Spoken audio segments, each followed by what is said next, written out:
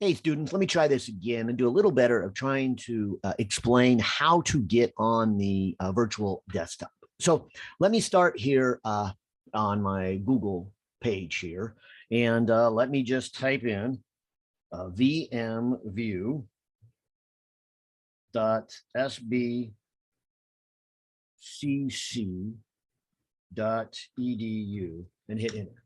All right. And when you get here, you get to our virtual machine software. And you can either download a client, as I was trying to say, or just do it through HTML. And that's what I'm going to suggest. So I'm going to click here. All right. And when you get here, this is where you'll start your desktop. And I know in that first video lecture, I just went right to graphical analysis. And that's a mistake because then I don't have access to the desktop, the virtual desktop. And that's another thing that I keep getting emails on. I want to make sure you don't confuse the virtual desktop with your home desktop. All right. So you're going to have to click on your desktop.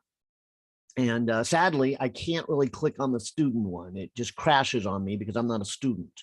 So I'm going to click on the employee one, and hopefully it won't be too much different. But in a moment, it will then start up my virtual desktop. Okay, so here is my virtual desktop. Okay, now if I then want to make a graph, and so this is what you need to do in a lot of labs, make a graph. All right, my graphing program is this graphical analysis. So let me launch it. So in the first lab and the second lab, you are asked to make a graph. So let me make a quick, short, easy graph. Let me just go 1, 2, 3, and about 2, 4, and 6. So nothing real exciting, just a nice straight line. Okay, and so you can see it put the points there. And I probably shouldn't do too much with graphical analysis. I'll do an auto fit. I'll do a curve fit. Okay, it looks linear to me. Try fit. Okay, all right. So here's the graph. So after you've done your first and second lab and you need to turn this in, come over here, and because you're in the virtual desktop, you can't print it at home and you can't save it on your desktop at home and you can't email it to yourself. But if you just select print graph and then put your name, okay, then you can select here to make it a PDF. Now, one of the troubles that you guys are running into is Adobe PDF, because some of you will run into an issue that we don't have a valid license. And so I apologize for that. I think I showed that in the first video, but corrected it in the second because I didn't know people, even myself, ran into some troubles.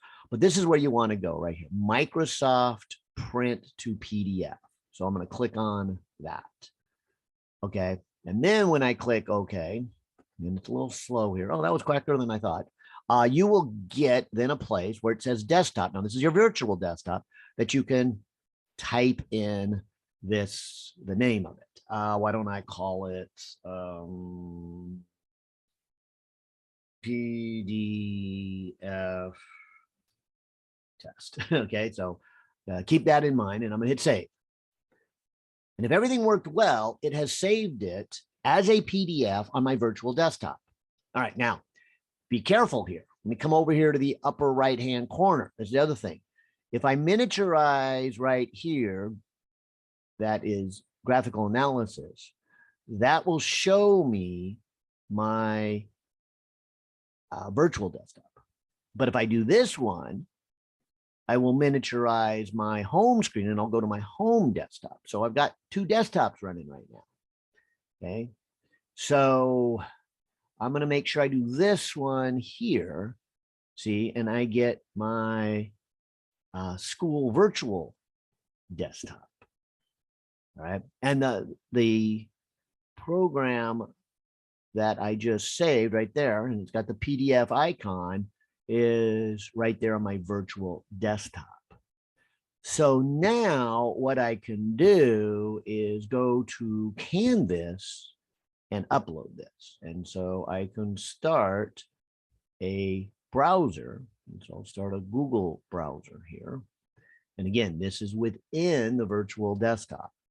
And so things are slow. And mine is really slow. There we go. And so there it starts. And so technically, I've kind of got like two browsers running. You can see up here, these are my tabs for my home computer. And then I would go to my email.